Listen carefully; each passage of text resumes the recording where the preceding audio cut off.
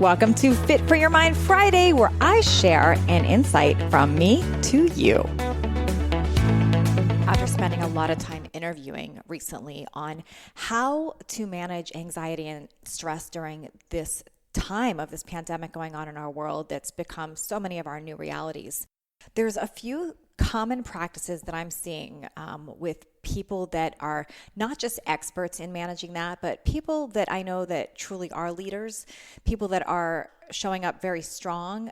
There is a theme on habits and practices that they are doing to be able to put themselves in a clear, calm, focused state where they're not in reaction mode, where they're not feeling anxious, they're not living through worry. And I wanted to share those here today. And I also want to share that I myself am a guinea pig to these things. I've said many times that I am not an expert in overcoming anxiety and worry, but I'm certainly an expert in feeling those things.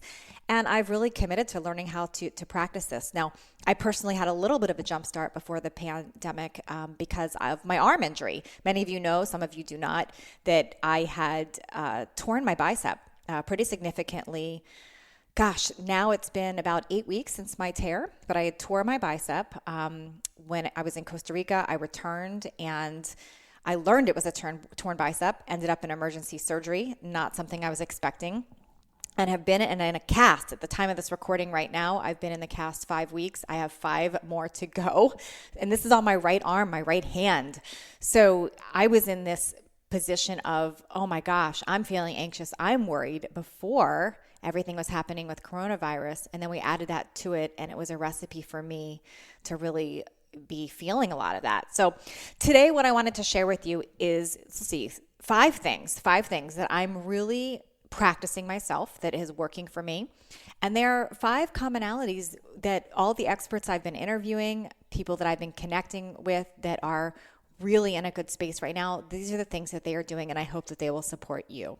Okay, Number one is literally feel and process your emotions. You see, so many times when something comes up that feels sad or stressful or anxious or hard, we've learned that we're not supposed to feel those things. So we go and we try to mute them.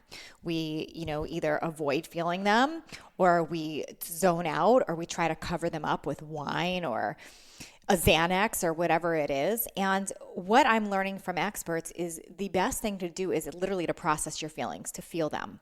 Because when you can feel the feels and let them run through you, you are able to move that energy through you and get it out of you. So some examples.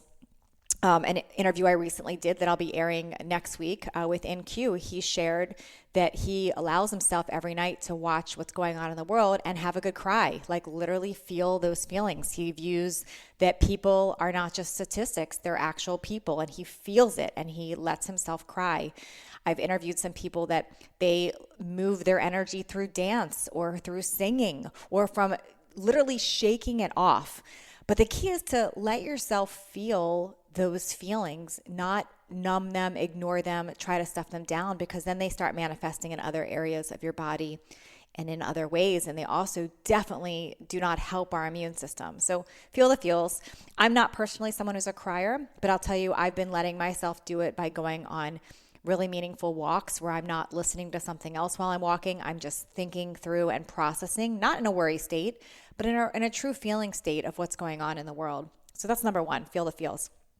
Number 2, this was a big one, a huge commonality, was stay informed, know what's going on in the world, but do not obsess.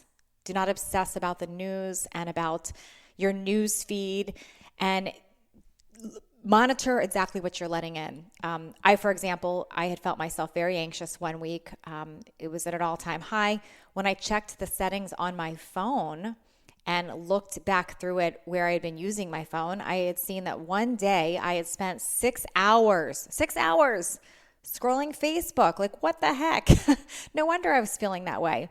So put some controls in place for you. For me, what I did is I personally limited the social media on my phone. I put a block where at an hour mark, I can't see it anymore during the day. And that's helped a lot. So a commonality I've seen is stay informed, have your plan on where you're going to get your resources and your information and your knowledge about what's going on in the world, but Do not let it interfere with your day where you're mindlessly scrolling or just popping on the news or looking up things on Google, because that doesn't help anything. So control what information you are bringing in. That's a big one.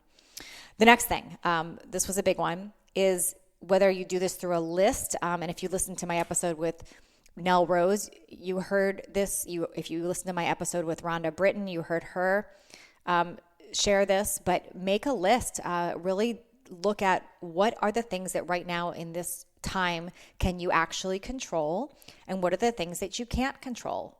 Those things that you can control, what are those? And focus more on those. So for example, on my personal list, things I can control: what I'm eating, what I'm doing with my body, what I'm letting in, conversations with people, going for a walk, being present with my dog.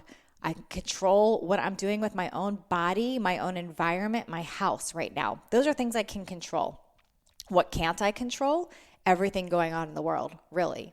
So when you make that list and you really take a look at it and you stay in your zone of what can I control, that will shift things. You see, the majority of the time that we're anxious or worrying, it's about, actually all of the times that we're anxious or worrying, it's always about stuff we have no control over.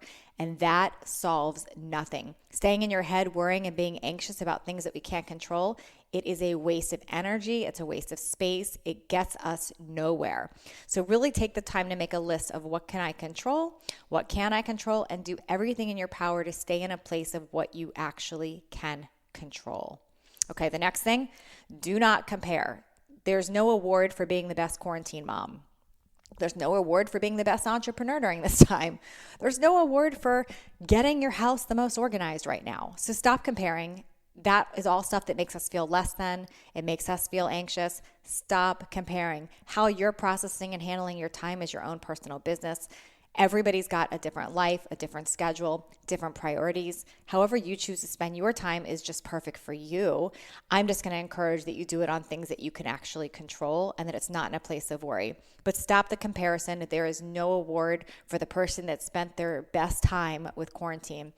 I've been personally triggered by some of the memes going around saying things like, if you don't learn a new skill, this means that you're, lazy. Not true. Not true at all. Everybody's got different priorities. So however you choose to spend your time now, choose to spend it. But I will encourage you to keep in mind that one of the biggest complaints that we've always all had is lack of time. And now you've got the time. So really take the space to think, what can I control and what's the best use of my time right now? And then the final thing, and this is so critical, just because you cannot get out in the world many places, you can still connect with others. Human connection is really critical. So those that are navigating through this successfully and well, they are really using things like FaceTime and Zoom and that app House Party or Skype to really be able to see face-to-face connection with others using technology. So we're staying in the game. I've seen many people do birthday parties over Zoom or happy hour over Zoom. There's so many creative things you can do with video conferencing right now, but stay connected. Anyways, I hope those things serve you on this Friday. And as always, if you loved this episode, please share it and pass it on.